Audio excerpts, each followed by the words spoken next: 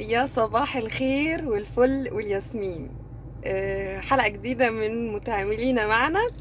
الحلقة النهاردة متميزة لأن كانت من الحاجات اللي أنا استفدت بيها من متابعتكم للصفحة والفولو واللايك وكده، وصلني لحد مهم جدا. صنايعي. هو شاب صغير بس يعني عمل لي حاجة من الآخر. هحكي لكم اللي حصل بالظبط. هو اني كنت بعمل رينوفيشن وتعديلات كده، انتيريور وفرش في وحدة في مكان ما، يعني اللي هيتفرج على الفيديو هيعرف. فاحنا لما بنعمل رينوفيشن ما بنسيبش حاجة بايظة في المكان يعني. فلاحظت ان الشبابيك والبيبان فيها مشاكل صيانة كتير مع الاستخدام وكده. الشبابيك كانت حوالي ليها، يعني المبنى ده ليه حوالي مثلا 15 17 سنة، فيعني كتر خيرها. المفصلات كان فيها مشاكل، المجاري، المقابض اللي بتفتح وتقفل. الشبابيك والبيبان كانت قطعات كبيرة مش صغيرة، وكانت البلكونات بقى وشبابيك وكده من البي في سي. فاحنا لما بنعمل صيانه زي كده بنرجع للكومباوند او للاونرز او المكان، يعني المالك للمكان، علشان الكود والالوان بتاعه المقابض اللي هنجيبها او الاكسسوارات.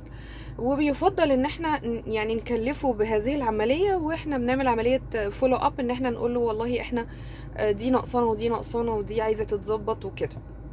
اتفاجئت برد الكومباوند انهم بطلوا يتعاملوا في القطاعات البي في سي، وفي حالة صيانة شبابيك وبيبان لمكان زي كده بيتم تغييرها بالكامل. طبعا المساحات كانت عندي كبيرة جدا، كان في اكتر من يعني 4 بيبان بلكونات، ده غير الشبابيك الصغيرة وكده. فالموضوع كان هيبقى هيدك مادي فظيع على العميل، ودي بصراحة مش سياستي في المكتب. احنا بنحاول نعمل حاجة في حدود المعقول وتبقى حلوة ومشرفة يعني.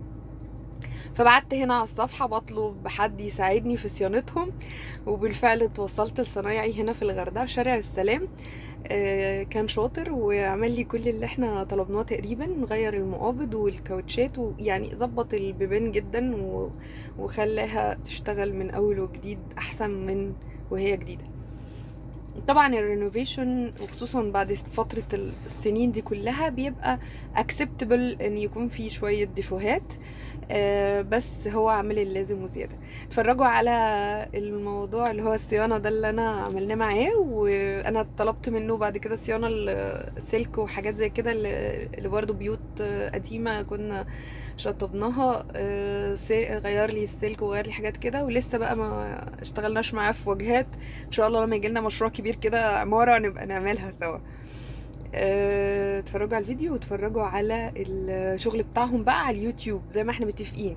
المتعاملين معنا بنحط الحاجة اللي احنا اتعاملنا فيها معاه على الفيسبوك، والفيديو بالكامل بيكون على اليوتيوب. ماشي.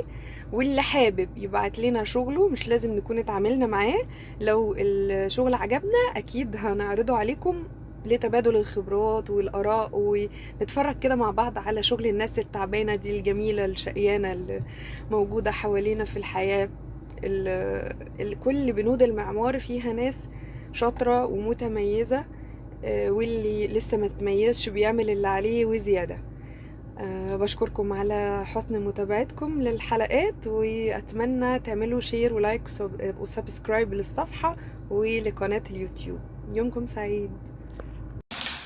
غيرنا بكرة.